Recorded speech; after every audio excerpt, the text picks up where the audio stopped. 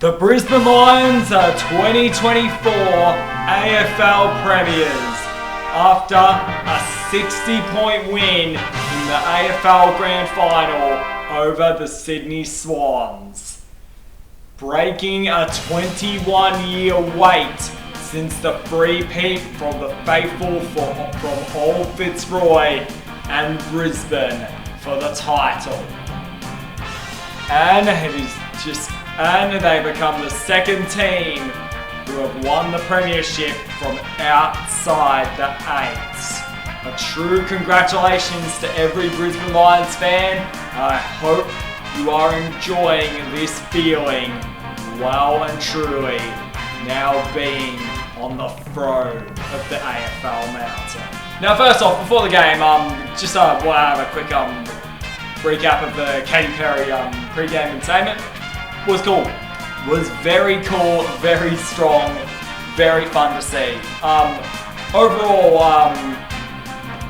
wasn't as good as Kiss last year. Still can't believe how good that show was, but still very strong. I just feel like because of how well known her songs are, it made her show all better for it, and that surprise appearance by Tina Arena was something very well hidden, but very well put in for the overall grand final stage and everything that goes with it. Now, heading into the overall game, I think in grand finals you can see the overall how the game will be played and how the build-up will be in the first 5 minutes of the game. And after a stellar pre-game headed by Cody Simpson, who sung the national anthem just absolutely beautifully, put chills down your spine, the biggest game of the year was here, and pressure was high by both teams. But the big thing that happened early and was a big clue for what would happen early on in this game, Brisbane were just better and more efficient at getting the ball inside their inside 50 and potentially finding conversions off it. I think there was big pressure early on in this game on who was going to find the first score and who could break open scoring first whilst getting their preferred contested mark and play on game going the right way. And ultimately it looked like Brisbane had the score first before it was disallowed via a really bad umpiring decision. If this game ended up being a 3-point Sydney win, there would be talks about that umpiring decision. Lockie Neal being disallowed the first goal. And ultimately Brisbane, just even though they had the momentum, even though they had inside 50 opportunities, they just couldn't convert early and really couldn't capitalise off their strong inside 50s with Charlie Cameron and Joe Danaher overall missing shots a goal before the Swans capitalise that they have all season on their opponent's mistakes. Will Hayward finding the ball, scrumming it long and scoring for the first goal of the grand final. But after that, the red and white scoring kind of fluctuated and kind of fell through and just fell apart as Brisbane just had more midfield possession, just started winning it out clearances and continued their insane contested marking game that held them so strong. It was a little bit of a watch of how Joe Danaher was playing, as he was having a shocker in front of goal to begin this grand final. But I think two players started to really potentially build the game in Brisbane's direction as the quarter time siren goes. First of all, Brandon Starchevich in defence was just absolutely massive. He let Harris Andrews play his own role and was such a strong intercepting defender. Was given Morgan McDonald and Joel Amartey just the biggest nightmares they could. And second, my man, who people laughed at me for saying could win the Norm Smith medal, Kyle Lohmann, had such an insane presence at the end of that first quarter, and he just scrummed up balls when Brisbane won them inside 50 and showed the awareness any elite forward showed to just scrum and score. And there was a comparison after this game that people started calling him Trevor Barker in terms of how he plays, and I just fully agree with that. We agree with that assessment. Like the way, like the long locks, the way he just applies the marks, it's just so amazing to see. Ballarat kid as well, which everyone at the Ballarat Watch Party I was on was actually very invested about. So overall, Brisbane took an 8-point lead into quarter time, and the setup for a close back and forth game was still set. Like Sydney hadn't truly fallen away yet, but the second quarter, this is where things just got seriously out of hand as Brisbane started seriously converting on their inside 50s. Sydney, for some reason, whenever they got the ball, started missing kicks and started kicking them out of bounds. Brodie Grundy in particular had a horrific kick he threw inside 50. And whenever Brisbane got the ball, they were just so superb and so clean with their pure marking ability and being able to get the job done in front of goal. Like so many players were massive. Archie, he was big. Rayner started scoring a few, and Kai Loman continued to pop up. And when he was encroaching on 3 goals, we started talking Norm Smith medal in the camp, how he could play. But overall, Brisbane just got ascendancy and dominance in the contents via their contested marking, inside 50 differential, and overall just solid defense as Joel Amati and Logan McDonald were still kept silent. I've said all year you need to have 3 dimensions to win the premiership, and Brisbane proved all 3 were clicking. Even the midfield without Oscar McInerney, Darcy Fort was holding his own against Brodie Grundy, which was just insane to see. Their midfield, as we know, bad deep, and their forward line, those scary small forwards, Rayner, Bailey, Loman, Archie, and Joe Danaher and Eric Hipwood were just phenomenal. Eric Hipwood kicked a goal where it was like 6 minutes to go. Eric Hipwood, not really the most athletic of forwards, kicked a goal from the inside 50 pocket and went the full Jason Akamanis, and you just knew this game was over. Like, if Eric Hipwood's kicking goals like that, I'm sorry, this game's over. And it was like a 45-point Brisbane lead at half-time. You know how bad that deficit was to the Sydney Swans? The last time a deficit was that big in a grand final at half-time, 2007, Geelong. Wow. That game ended up being 190 points.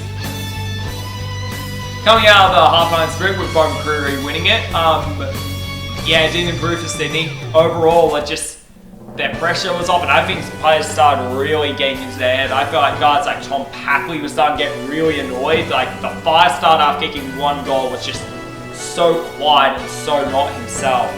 Like Grundy started to Heaney was also seriously out of character for how he was playing overall. Like I had him in the North Sid medal on my ballot. I was happy about that, but overall he failed to fire a shot. He really did.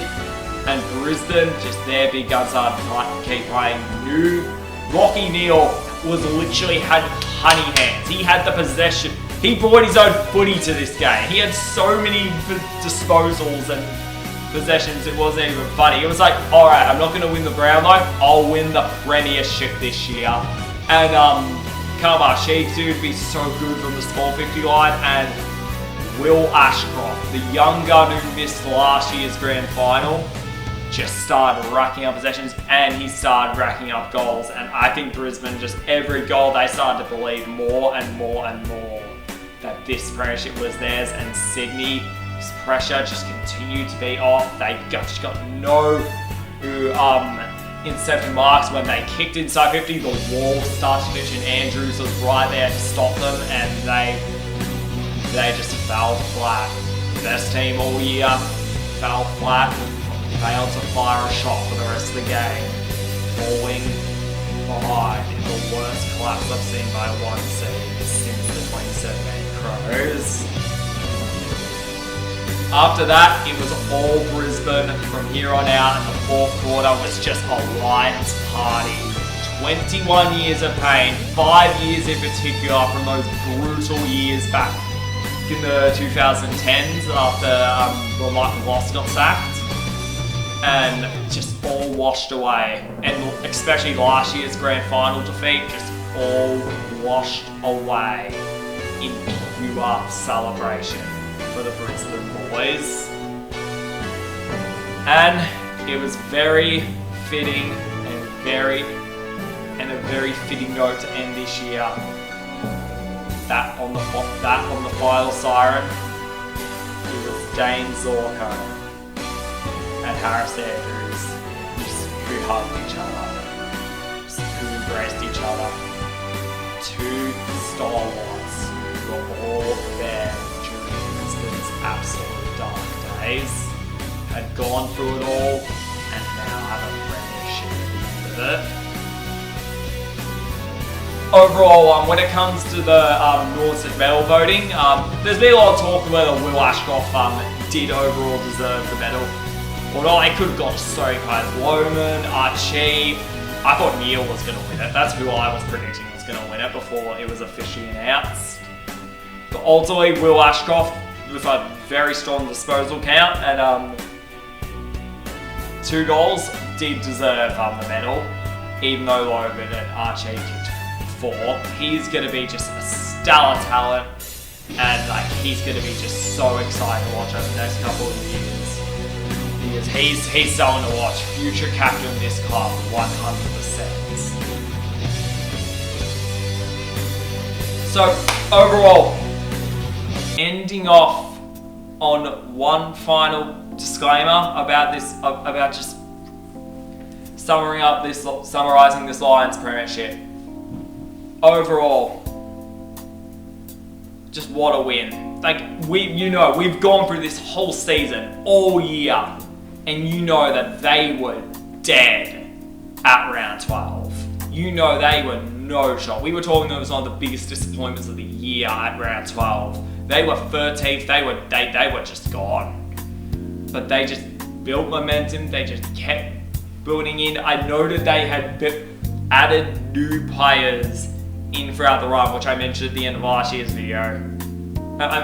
video, in Loman and Logan Edwards. Logan Morris was just so massive as well. Oh, and they put those players in and built them in for the overall run after guys like Kitty Coleman, who it's scary to think that they get him back next year. They won it without him. Overall got knocked out for the whole year. And overall, and they just put those players in and it just plugged and played them. And ultimately, the experience they gave them proved to be absolutely massive in this grand final, and both played such a massive role. It was a team effort, everyone played their part, and everyone just embraced the role. Like Fagan said, we're dancing, we're on thin ice, might as well dance. They looked at what could come and they just kept fighting it out. When everyone said they were dead, and ultimately came away with the chocolates. Couldn't have expected their run. They only played one game in the finals at the Gabba. They beat GWS and GIS, Geelong at the MCG, and then Sydney, the best team all year in the grand final. In the Geelong and GIS games, they came back from 44 and 26 points down, respectively, in those games. And just every time they looked down, they got back up in this campaign. This is easily the most unlikeliest premiership since the 2016 Bulldogs, and it is just a phenomenal story to overall see. And topping it all off, Chris Fagan, the guy, the Messiah, the disciple of Clarkson, who on his own accord built up the Lions and got them out of the cages, finally has a premiership cup.